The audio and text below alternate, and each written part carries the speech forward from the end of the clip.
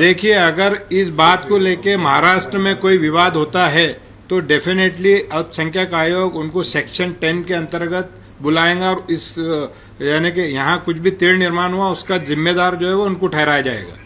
ये सब महाराष्ट्र, ये देवेंद्र फडणवीस जी का महाराष्ट्र है, ये विकसित महाराष्ट्र है। इसको बर्बाद करने की कोशिश ना करें। यहाँ पर ये सब कुछ भी ऐसा चलने वाला नहीं। आपने लास्ट टाइम इस सब मामले की प्रधानमंत्री के पास शिकायत करने वाले से वो की थी क्या, और इस बार अगर वो देवेंद्र जी का नाम खराब कर रहे तो सीएम साहब से आप बात करेंगे? बिल्कुल, मैं देवेंद्र जी का से बात भी करूंगा इस विषय पे। अगर उनको देवेंद्र जी के बारे में अगर पता रहता, जितना मैं जानता हूं, आज वो उनकी छवि खराब करने का काम नहीं करते। देवेंद्र जी को उन्होंने पढ़ा ही नहीं, देवेंद्र जी को उन्होंने समझा ही नहीं। देवेंद्र जी खाली हिंदुओं के मुख्यमंत्री नहीं है, वो मुसलमानों के भी मुख्यमंत्री है, वो सिखों के भी मुख्यमंत्री है, वो ईसाइयों के भी मुख्यमंत्री है, वो बौद्धों के भी मुख्यमंत्री है।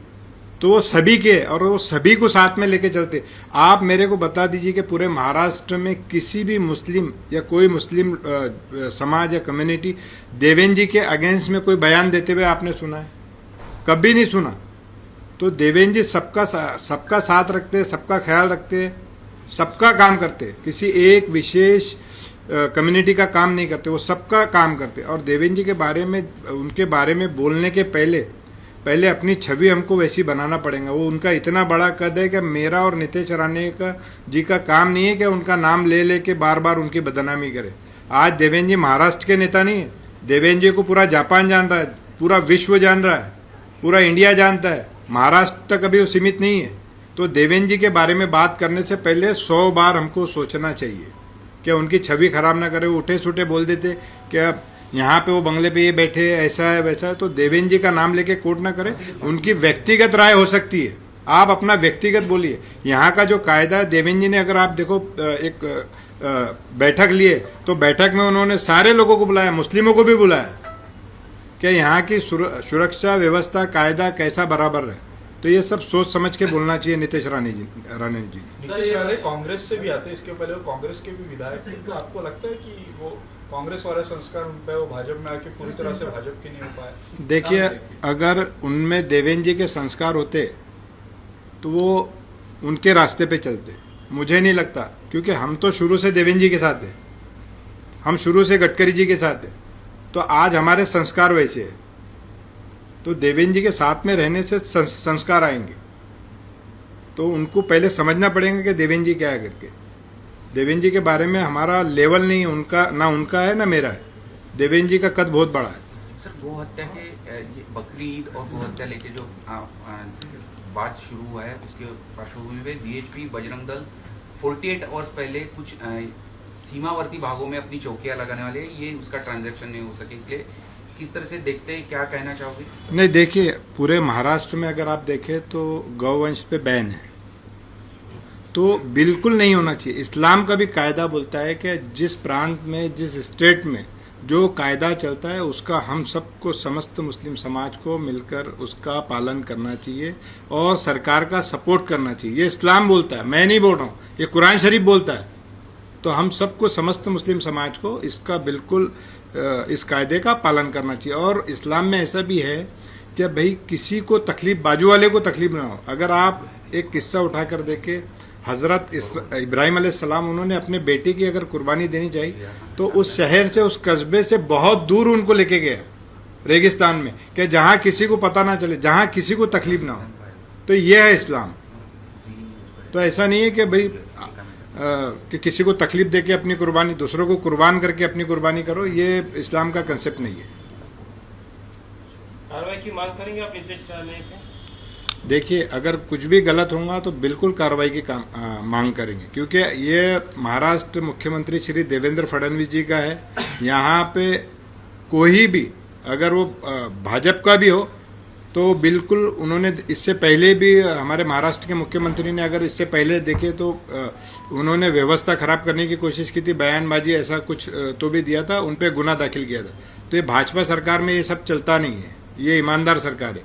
यहाँ सरकार का भी आदमी रहे, उस पर भी गुना दाखिल होता है। वो पहले चल गया, पहले में गुना दाखिल नहीं होते थे, ये नहीं होते थे, वो नहीं होते थे। अभी बिल्कुल जो भी है एकदम साफ सुथरा काम है, ईमानदार सरकार है और सबकी सरकार है। आप नीतीश राणे पे आक्षेप ले रहे हैं, लेकिन ये भी कहा जाता है कि नीतीश राणे भाजपा का ही एजेंडा जो है वो आगे लेके जाते हैं और भाजपा ही चाहती है कि नीतीश राणे हिंदुत्ववादी नेता करके उभरे, इसलिए वो इस तरह से बयान। देखो, भाजपा कभी भी ऐसा सोचती नहीं है या ऐसा काम नहीं करती। अगर भाजपा की आप हिस्ट्री उठा के देखो तो अच्छे अच्छे उन्होंने आड़ा टेढ़ा बोलने वालों को साइड में करके रखा है। तो इनका भी नंबर मेरे को लगता है कि बहुत जल्दी आने वाला है। भाजपा नेशन बनाने पे काम करती है, विकास करने पे काम करती है। आपको अगर बता दो तो कई सारे एग्जाम्पल है, आप उठा के देख लीजिए। तो ये ऐसा नहीं है भाजपा को ये बदनाम करने की कोशिश है। और मैं फिर कहना चाहूँगा कि नीतीश राणे जी का वो व्यक्तिगत मत है, वो बार बार जो हमारे सीएम साहब का नाम लेके जो कोट करते हैं, ये बिल्कुल गलत है, वो नहीं करते। हे सांगा, नितेश राणे ज्या पद्धतीनं वादग्रस्त विधानं करतायत आणि आता बकरी ईद आहे, बकरी ईदच्या पार्श्वभूमीवर कोणी वादग्रस्त विधानं करू नये, शिवराज्याभिषेक सोहळा आहे, नितेश राणे ज्या पद्धतीनं बकरी ईदचे मटण आणि हे सगळे वादग्रस्त विषय पुन्हा आणलेले आहे, राज्य मागासवर्गीय आयोग कसं बघताय सगळ्या प्रकरणात? देखिए, नीतीश राणे जी जो बार बार नफरती बयान देते हैं, ये महाराष्ट्र के विकास के लिए बिल्कुल ठीक बात नहीं है। और जो बार बार वो श्री देवेंद्र फडणवीस जी का नाम कोट करके बोलते हैं, ये भी ठीक नहीं है। देवेंद्र जी को शायद वो जानते नहीं। देवेंद्र जी आज जो हमारे जो नेता है वो महाराष्ट्र के नहीं, आज उनको पूरा महाराष्ट्र जानता है, पूरा भारत, पूरा इंडिया जानता है, पूरा विश्व जानता है। और आज वो महाराष्ट्र को जो है समृद्ध बनाने पे काम कर रहे। और नीतीश राणे जो है वो महाराष्ट्र को बर्बाद करने का काम कर रहे। वो पता नहीं उनको क्या है मुसलमानों से, मुझे समझ में नहीं आता। क्योंकि देश के जो प्रधानमंत्री है वो आज इस हिंदुस्तान में सूफी कॉरिडोर बनाना चाहते हैं। और नीतीश राणे ये सबको, जो प्रधानमंत्री है, जो महाराष्ट्र के मुख्यमंत्री है, उनकी छवि खराब करना चाहते हैं। सर ये बताइए, जिस तरह से विश्व हिंदू परिषद और कुछ सर, गोमाता संगठनों ने कहा है कि नीतीश राणे ने कल बोला कि मुस्लिम और पाकिस्तान के बारे में उन्होंने कल और एक जिक्र किया है, उसके बारे में क्या कहेंगे? देखिए, जो मुसलमान यहाँ है वो ईमानदार है, और जो पाकिस्तान चले गए मैं उनके बारे में बोलना नहीं चाहता।